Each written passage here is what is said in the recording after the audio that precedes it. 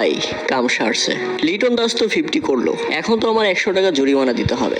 লিটন দাসকে চেতিয়ে দেওয়ার জন্য ম্যাচের আগে ঠিক এভাবেই কথা দিয়েছিলেন কোচ সালাউদ্দিন, 50 করলেই মিলবে 100 টাকা।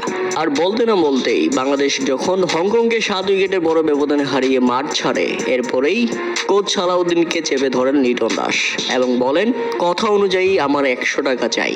তাদের মধ্যে তখন কৌশল বিনিময় এবং কর্মবর্ধন হয়। লিটন দাস তো নাসর বান্দা, 100 টাকা নিয়েই ছাড়বে।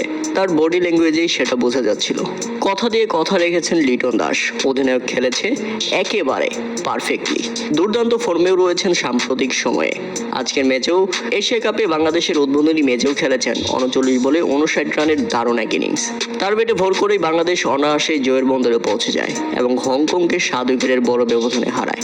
শেষ দিকে 36 বলে 35 রান করে অপরাজিত থাকেন তাওহিদ হৃদয়। আর এই জয়ে এশিয়া কাপে শুভ সূচনা করলো বাংলাদেশ। ম্যাচ শেষে হংকংয়ের অধিনায়ক পর্যন্ত লিটন দাসের প্রশংসা করেছেন, তার ব্যাটিংয়ের প্রশংসা করেছেন।